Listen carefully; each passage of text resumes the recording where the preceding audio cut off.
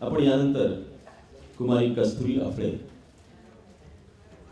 ही तिला भावलेले जीए याविषयी ती बोलणार आहे. 10वी मध्ये 93% गुण मिळवून आता 12वी मध्ये रुईया कॉलेजमध्ये शिकणारी ही मुलगी गायन, लेखन, अभिनय, नृत्य, वाचन अशा विविध कलांच्या माध्यमातून तिला तिची आवड निर्माण झाली आणि तिचा पिंड जोपासलेला आहे. महाविद्यालयीन स्तरावर अनेक पुरस्कार तिला मिळाले आहेत. असा मी काय गुन्हा केला या चित्रपटासाठी तिने गायन केलंय. मैत्री अभ्यासाशी या ऑडिओ कॅसेटमध्ये तिने गायन केलंय. विशेष म्हणजे तिला लता दीदींच्या उपस्थितीमध्ये गोदा उत्सव हा नाशिकचा गोदा उत्सव या कार्यक्रमामध्ये नाशिकच्या कार्यक्रमामध्ये गौरव प्राप्त झालेला आहे. टेलिफिल्ममध्ये अभिनय केलेला आहे. असं एक चतुरस्त्र असं व्यक्तिमत्व वयाने लहान असले तरी मगाशी नंदाताईंनी सांगितलं की तिला जीए कशा पद्धतीनं भावलेले आहेत हे ती आपल्याला आता सांगणार आहे. कस्तुरी अफळे हिचा सुरुवातीला आपण सत्कार करूया. मी नंदाताईंना विनंती करतो की तिचा सत्कार करावा.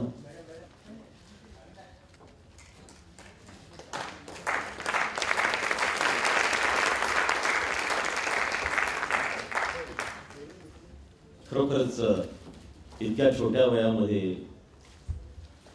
जीए भावतात हीच मोठी विलक्षण गोष्ट आहे.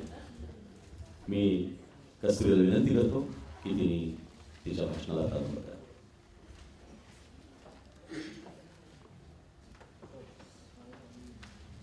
नमस्कार.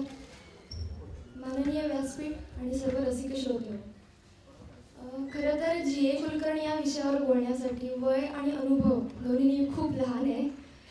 आणि आज तुमच्यासमोर मी कस्तुरी अफळे म्हणून नाही तर या सायबरच्या युगामधली एक प्रतिनिधी म्हणून उभी आहे. मला माहिती आहे जीए महोत्सवाचं हे 9वं वर्ष.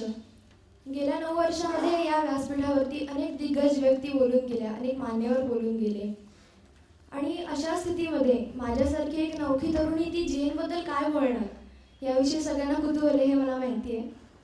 पण हे काही माझं यश नव्हे, कारण आजच्या या टेक्नॉलॉजीच्या आहारी गेलेल्या युगामध्ये एखाद्या मुलीला जीए भावतात, त्यांचं लिखाण भावतं याविषयी सगळ्यांना कौतुक आहे हे मला माहिती आहे. आणि अर्थात माझ्यासाठी देखील एवढ्या लहान वयामध्ये या व्यासपीठावर बोलायला मिळणं ही खूप मोठी संधी आहे. माझे बाबा श्रीयुत महेश अफळे हे लेखक असल्यामुळे लहानपणापासून त्यांच्या मार्गदर्शनाखाली मी खूप चांगली पुस्तकं वाचली. आणि त्यातच 12 वर्षापूर्वी बाबांनी कस्तुरीगंध हा दिवाळी अंक संपादित केला. आणि त्यातल्या जीए विशेषांकामुळे आमची नंदात्याशी खूप चांगली ओळख झाली. अगदी घरोब्याचे संबंध जुळले गेले. आणि त्यानंतर कधीतरी जेव्हा तिला कळलं की 10 वर्षाची कस्तुरी पण जीए वाचते आणि फक्त जीए वाचत नाही तर ती त्याबद्दल बाबांशी खूप बौद्धिक पातळीवर चर्चा करते, हे तिला जेव्हा कळलं तेव्हा तिला खूप कौतुक वाटलं. आणि त्यामुळे प्रत्येक वेळी येताना ती माझ्यासाठी जीए मामांची पुस्तकं घेऊन यायला लागली. आणि त्यामुळे आज असं आहे की आज आमच्याकडे जीएच्या पुस्तकांच्या 2 लायब्ररीज आहेत, एक बाबांची एक आणि माझी. त्यामुळे आमच्याकडे त्या पुस्तकांवरनं भांडणं होत नाही. अर्थात याचं श्रेय नंदात्याला जातं. मागच्या वर्षी माझी 10वी संपल्यानंतर मी नंदात्या आणि आईबाबांबरोबर हट्ट करून धारवाडला गेले होते. मी धारवाड बघितलं, तसंच बेळगाव पण बघितलं. आजच्या या पिढीला जीएनचं साहित्य वाचण्यासाठी उद्युक्त करण्यासाठी एक खूप सुंदर काम बेळगावमध्ये होत आहे, लोकमान्य ग्रंथालयामध्ये. ते देखील आम्ही बघितलं, कारण जीए हा आपला एक सांस्कृतिक वारसा आहे. आणि ते सगळा प्रदेश बघितल्यानंतर, धारवाडचा परिसर बघितल्यानंतर मला कसं लक्षात आलं की लेखकाचं लेखन विश्व आणि लेखकाचा अनुभव विश्व यांचा खूप दाट संबंध आहे. एखाद्या लेखकाचं लिखाण म्हणजे तरी काय, तर त्या लेखकाने घेतलेल्या अनुभवांची पुनरावृत्ती. आणि माझ्या मते जीएनची ही अनुभव घेण्याची पद्धतच खूप वेगळी होती. म्हणजे आज आपण जेव्हा धारवाड फिरतो तेव्हा त्यांच्या कथांमधल्या सगळ्या व्यक्तिरेखा आणि सगळा प्रदेश आपल्याला तिकडे बघायला मिळतो. म्हणजे अगदी राधीमधली महादेव गल्ली असू देत, नाहीतर वीजमधील देऊळ असू देत, नाहीतर देवळातली गोदाक्का असू देत, अगदी कुठलीही व्यक्तिरेखा. पण म्हणून या लिखाणावर प्रादेशिक लिखाण अशी टीका पण नाही करता येत, कारण जीएनचं लिखाण हे एक वैश्विक लिखाण आहे. त्यासाठी जे मूलद्रव्य त्यांना लागतं, एखाद्या लेखकाला आपलं लिखाण करण्यासाठी जे एलिमेंट्स लागतात, ते एलिमेंट्स म्हणजे आय थिंक GN साठी धारवाड आणि बेळगाव हेच होतं. आणि हे मूलद्रव्य कालातीत आहे. म्हणजे आजही GNच्या कथांमधल्या तपशिलामध्ये कदाचित बदल झाला असेल, पैशांचं मूल्य बदललं असेल, पण त्यांनी घेतलेल्या मानवी वृत्तींचा अचूक वेध मात्र खरोखर अचंबित करणार आहे. म्हणजे आज पण बघा ना, आज आपण माघारामधल्या सदुभाऊची कथा घेऊया. सदुभाऊला जी सिच्युएशन फेस करावी लागली शानभागमुळे, शानभागचं एक मोठं हॉटेल येतं आणि त्यामुळे अनेक वर्ष चालत आलेलं सदुभाऊचं छोटंसं एक टपरी बंद पडते. आज काय होतंय, आज मॉल संस्कृती आली आहे आणि त्यामुळे अनेक छोटी छोटी हॉटेल्स बंद पडतात. का तर आपण मॉल इतका भपका उभारू शकत नाही फक्त यामुळे.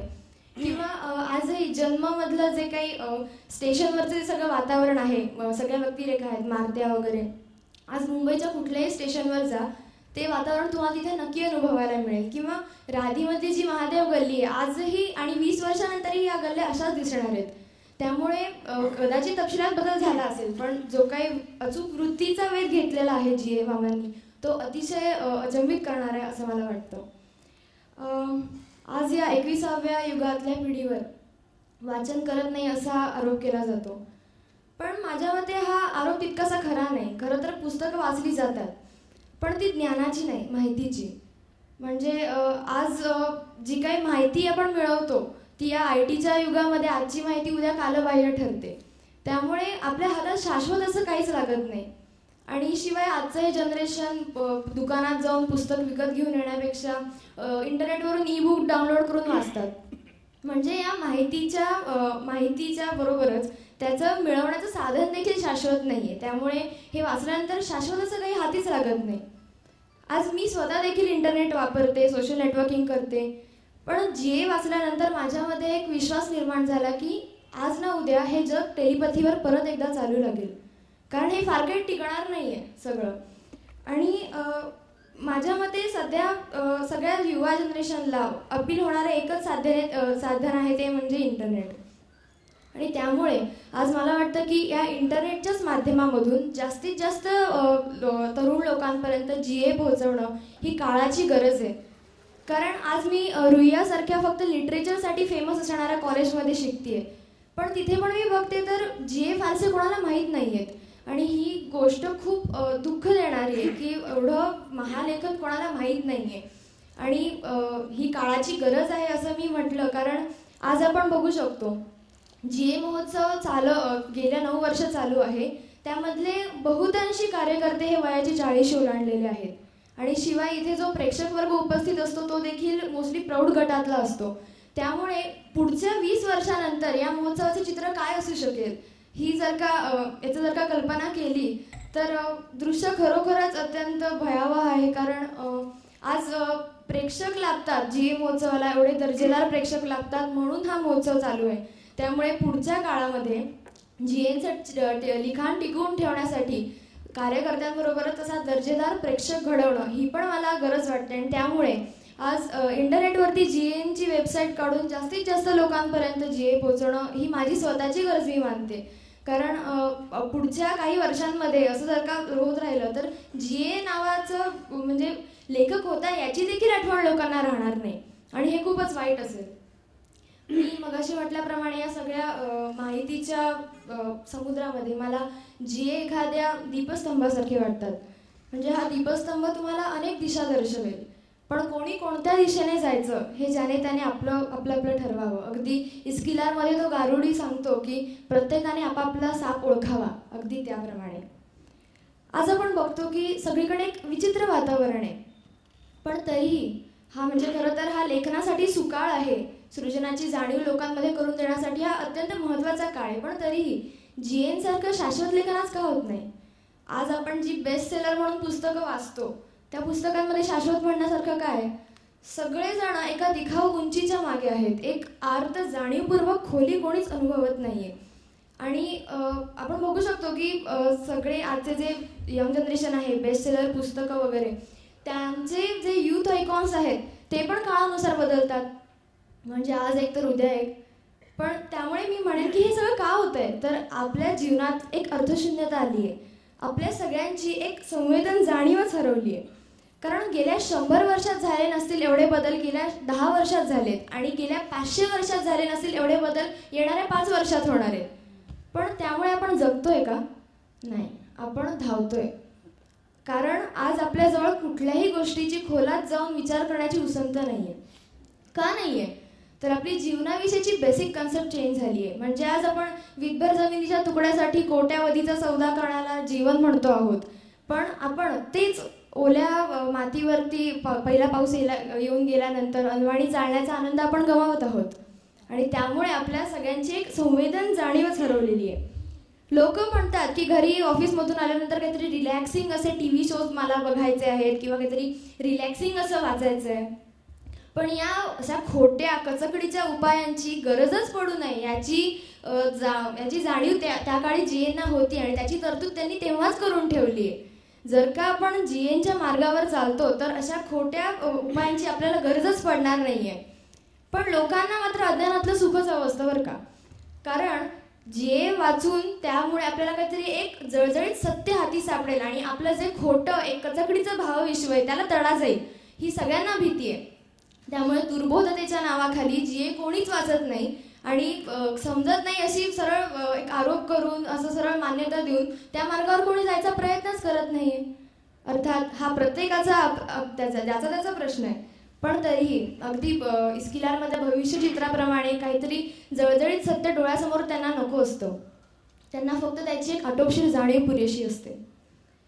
असं म्हणलं जातं की आपल्याला जसं शाळेमध्ये शिकवतात आधी बाराखडी आणि मग मोठमोठी पुस्तकं, मोठमोठी वाक्य वाचायची, तसंच पुस्तकांचं असतं. पण मी जेव्हा आता मागे वळून बघते किंवा आता बाकीची पुस्तकं वाचते तेव्हा मला कळतं की अरेच्या पुस्तकाच्या वजनाबरोबरच शब्दांच्या वजनाचा प्रवासही माझा उलटाच चालू आहे. कारण मी जे वाचले ते नको त्या वयामध्ये. कारण त्यानंतर मला बाकीच्या लेखकांची, खरं सांगा तर बाकीची पुस्तकं काहीशी अळणी वाटायला लागली. म्हणजे मला चांगलं मी बरंच काही वाचलं असेल, पण जी आपल्याला एक हुरहुर देतात ती एक हुरहुर त्यामध्ये कुठेच सापडत नाही मला. समाधान देत नाहीत. तर आपलं मानवी आयुष्य किती क्षुद्र आहे याची ते आपल्याला प्रत्येक वाक्यामधनं प्रचिती देतात.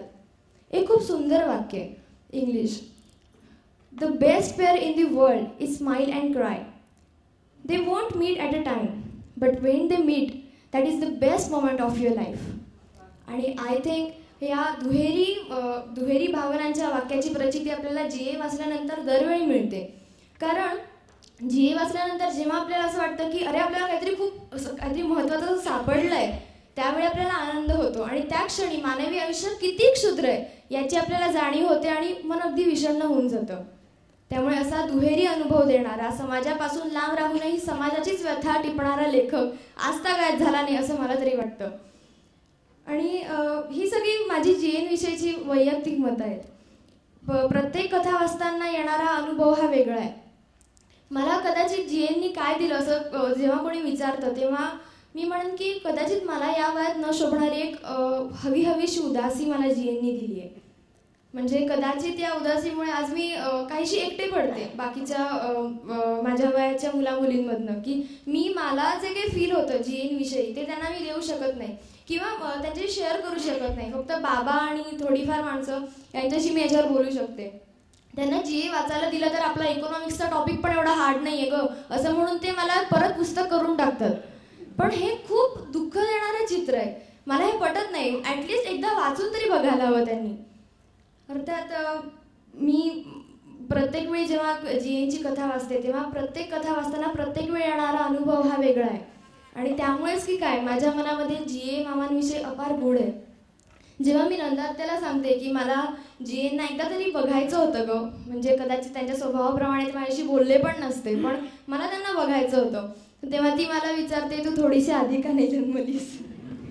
अर्थात या प्रश्नावर मी पण अनुत्तरित असते. पण आज GA मला वाचनातून नेहमी भेटत असतात. मला कुठल्याही गोष्टीचं टेन्शन आलं की मी GA वाचते. कारण मग बाकीच्या अर्थपूर्ण गोष्टी देखील कशा अर्थहीन आहेत तसे ते टेन्शन पण कसं अर्थहीन आहे याची मला जाणीव होते. आणि त्यामुळे शेवटी मी म्हणेन की GA हे एक आभाळ आहे. ते पूर्णपणे कधीच येणार नाही हातामध्ये. जेवढं तुम्हाला तुमच्या जवळ वाटेल तेवढं ते जास्त लांब आहे.